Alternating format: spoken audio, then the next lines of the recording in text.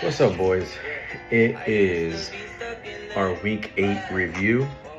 We're a little late on it, but hey, man, life is gonna life, right? Put this down a little bit. All right, when you see in the background, we got the game going on back there, but nonetheless, man, let's get into our week 8 reviews. And in the words of the great Canadian Drake, better late than never. So we're gonna get into the first matchup. Like I said, I do this every time. It's pretty easy because it's my matchup. It's Juicers versus Punisher. This one kind of developed a little bit differently just because of like injuries and different things kind of going on, a game within the game, right, as they say. So we'll just kind of get into, we'll mention some stuff that isn't double figures just because of the way it worked out. All right, both quarterbacks were absolute dog shit. Punisher last minute got a late scratch with Lamar. Sucks, guy. Late scratch with Lamar, so therefore he had to pivot. He pivoted with Kirk Cousins, 7 points.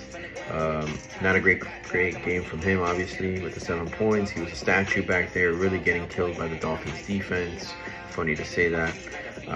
And then on my side, Dak Prescott in kind of a murk, 24-44. You would assume that, Dak at least can garbage time something, but that isn't the case.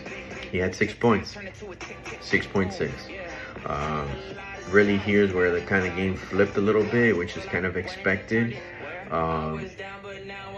Punisher obviously got the breakout game with Saquon Barkley, which was kind of like one of my biggest fears kind of coming into the week, especially with no A.J. Brown, right? We just kind of assumed that eventually that would happen. Eventually you would have him break out. And that's what happened. 36 points from Barkley, man. Crazy. DeAndre Swift has been pretty good. 14 points again in another plus matchup. That's what he's been doing, taking advantage of all his matchups. On my side, unfortunately, we'll mention it. I lost, Scatterboo to the season. He broke a whole bunch of stuff. So apparently the expectation is that he's going to be ready for next year. That doesn't really help me at all, but good for him. He's a good dude. Football's better with him. Josh Jacobs, 12 points though. Solid. It looks like him and Emmanuel Wilson are kind of taking turns, and then Jacobs is kind of getting the more valuable touches in the red zone at the moment. It might be them, kind of managing his injury and stuff like that. So that's kind of what happens there. On the wide receiver side, really the only one to mention here is Waddle. Waddle had himself 18 points. Really had that little catch down the middle and was able to turn it upfield.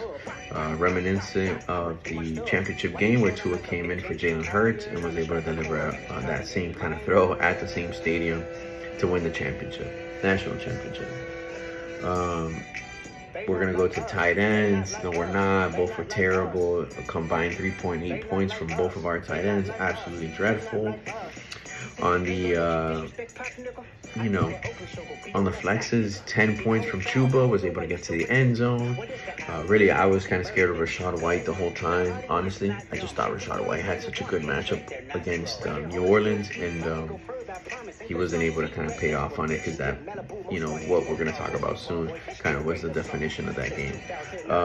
Woody Marks, 13 points. Nice game from him. Solid pickup, Jay, and Matt Prater with the kicker, 12 points.